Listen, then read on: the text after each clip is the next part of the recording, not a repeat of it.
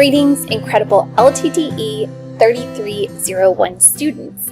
Welcome to Module Week 1 of Foundations of Learning, Technology, and Design. This is a foundational course within the Bachelor of Science in Learning, Technology, and Design program. Although some of you in the course may be taking this particular course as an elective, and we are delighted to welcome you as well. This course introduces students to innovative and authentic applications of digital tools and resources within instructional design and learning processes. In this course, you will focus on methodologies and appropriate uses of technologies as instructional tools. You will also focus on the design of a digital portfolio showcasing your authentic assessment pieces created throughout the course, and you will add new artifacts of learning to your portfolio over time as you continue to take LTDE courses. The online portfolio created in this particular course will be expanded, in fact, throughout the entire program, ultimately culminating in the Learning, Technology, and Design capstone course. You may be wondering, what is an instructional designer, or what is instructional design? Well, I want to provide you with a brief introduction to instructional design, although as you engage in the modules each week, you will learn more and more about this exciting and rapidly growing profession.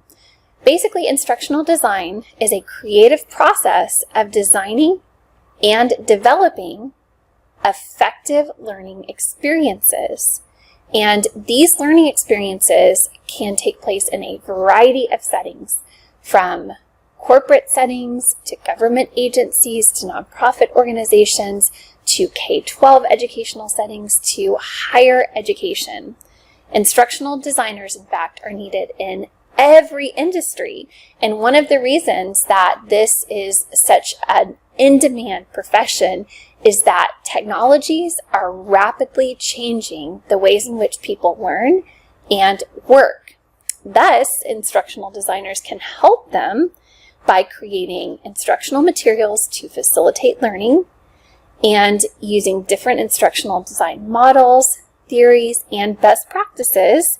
They can ensure that learners, whether children or adults, are able to engage in learning experiences that are meaningful and aligned with desired learning outcomes.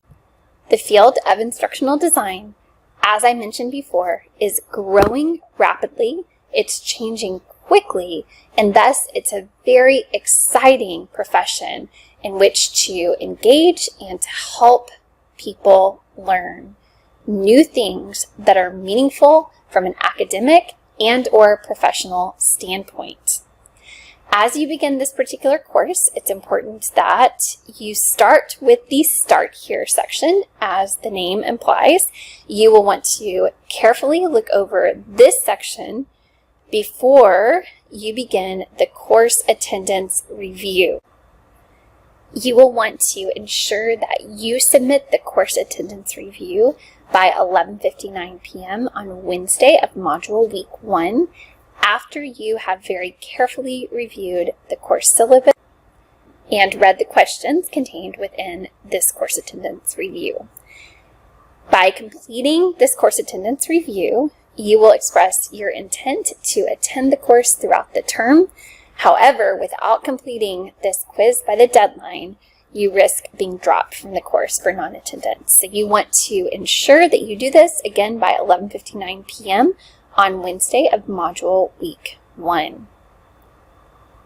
Let's now go back to the learning resources contained within Module Week 1. Every week, as you begin a new module, you will see the introduction to the module.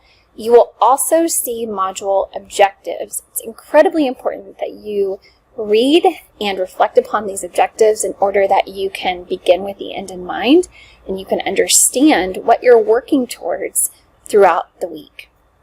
So in this particular module, you will focus upon the importance of intentional instructional design endeavors.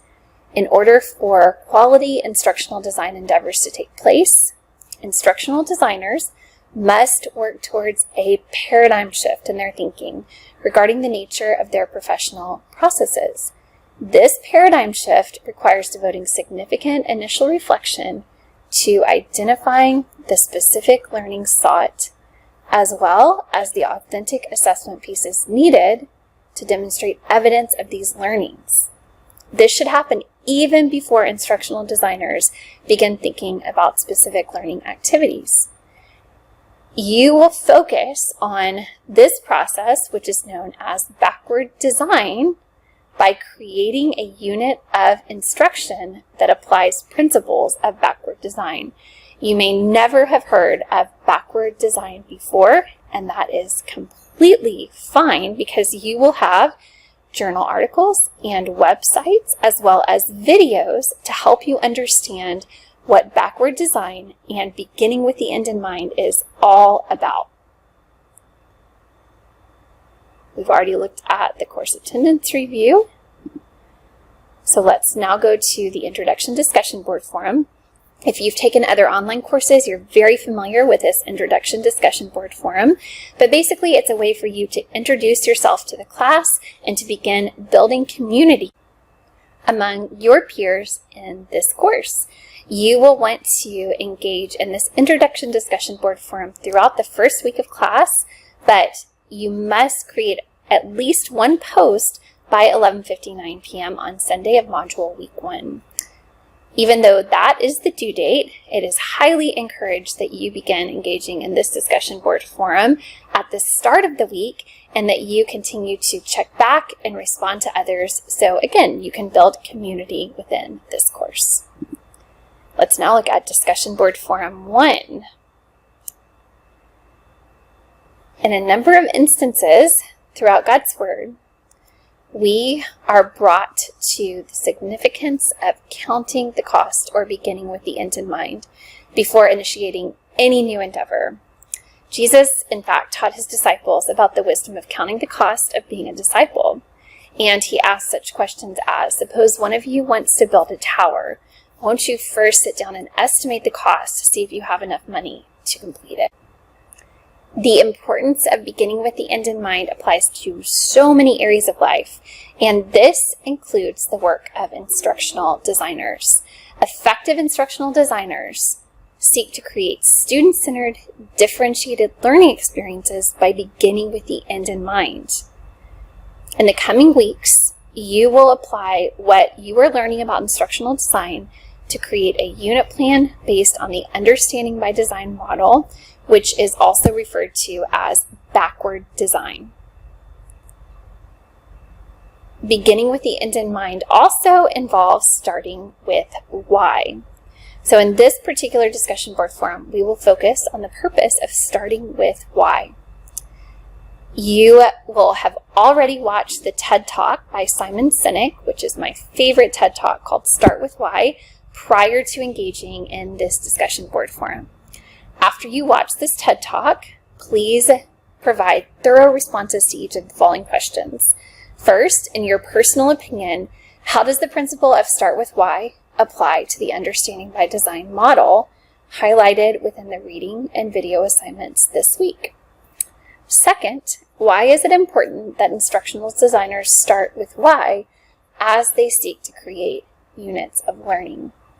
And third, how does Start With Why apply to biblical principles presented throughout God's Word? As you're responding to this question, you may refer back to Luke 14:28, which is highlighted in this module, or you can incorporate other biblical passages or principles. After you've posted your initial thread, you will need to reply to at least 2 classmates' posts, and your reply should include references to the reading and video assignments this week. The first question you should be responding to in your reply is there a particular thread you agree or disagree with? If so, why? And second, is there a point that a classmate could have expounded upon a bit more? If so, please constructively provide feedback.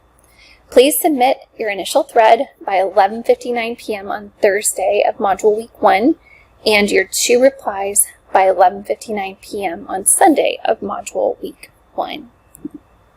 Let's now look at this week's assignment, which is the Understanding by Design unit plan. And I want to draw your attention to some resources listed within this assignment description, as well as the rubric.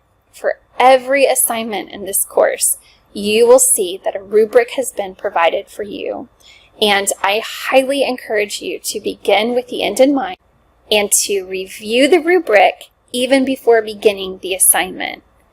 I encourage you more specifically to look at what is considered excellent for each aspect of this assignment as outlined in the rubric, and to focus on submitting an assignment, an authentic assessment piece that is excellent in alignment with the rubric. Now let's look at the assignment instructions for this week. For this assignment, you will complete the attached template to create Stage 1 of your Understanding by Design model unit plan. Additionally, you will see that a sample unit plan has been provided for you. You will want to compose your template in the third-person voice. You will also want to select a topic and grade level or developmental level that aligns with your intended future professional pursuits. You should plan a unit that you envision utilizing in your future career with learners you will one day be working with. This may be children, this may be high school students, this may be grown adults. The hope is that you will make every single assignment in this course applicable to your intended future professional practices, that you will design something that you can later use in your professional practices. And so you don't need to design something that's focused on K-12, for example, if you think that you would like to work for a nonprofit organization and be an instructional designer that focuses on adult populations. You should design something that focuses on learners you would like to work with in the future and focuses on a topic that you are interested in teaching someone else about, helping them to learn about. Let's now look at the templates that have been provided for you. So you see the template here. And of course, after you've reviewed this week's resources and you've also watched the videos, you will have a better understanding of how to complete each of these elements. But for this week, you actually will only be focusing on Stage 1, desired results. So please don't think that you need to complete Stage 2 and 3 this week. Of course, you are welcome to work ahead if you'd like to do that, but you really only need to focus on Stage 1, desired results this week. And you will see that there is an example provided for you. The intended audience for this particular example is 5th grade students. Again, you should tailor your Stage 1 and your entire unit, as a matter of fact, to be a good fit for your intended audience. So you see that's Stage 1 that you should be focusing upon this week. Next week, the emphasis will be upon creating student-centered, differentiated learning experiences. I hope you each enjoy a wonderful week ahead, and God bless you all as you seek to learn and grow as a future instructional designer.